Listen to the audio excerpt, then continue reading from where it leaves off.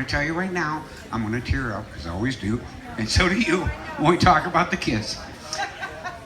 They brought out the cutest young lady, and she was a baby back then, in a wheelchair, that had the greatest smile. And her job was to bring me into tears at the auction, and I'm in front of 100 people at the mall and on the radio. My job was to get her to laugh, because when she laughs, she snorts. She goes and starts laughing.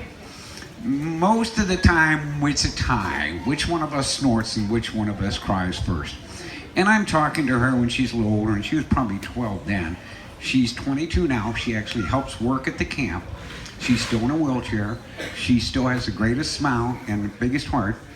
And I said, what do you love about camp so much?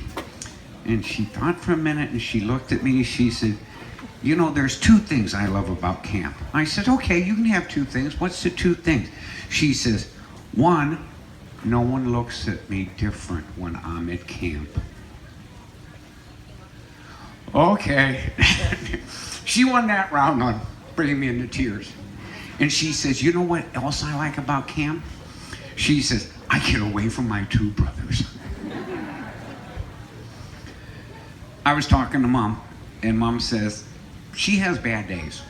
She has days where she may be seeing doctors again, or going through some testing, or some surgery, or just a lot of bad medical things. You know, it's not good when you have a list of doctors and you know their doctors' names and you're only 12. Mom says, when she has really bad days, she says, I'm going to go to my happy place, Mom. And Mom looked at her first time and says, what do you mean you're going to happy place? I'm going to camp in my head. So I don't know when they poke and prod and do whatever they do. I just mentally go to my happy place and I know camp's coming.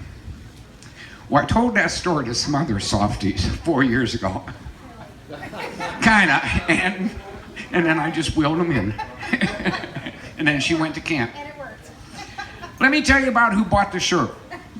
We thought maybe we'd get a couple $100. Excuse me for a minute.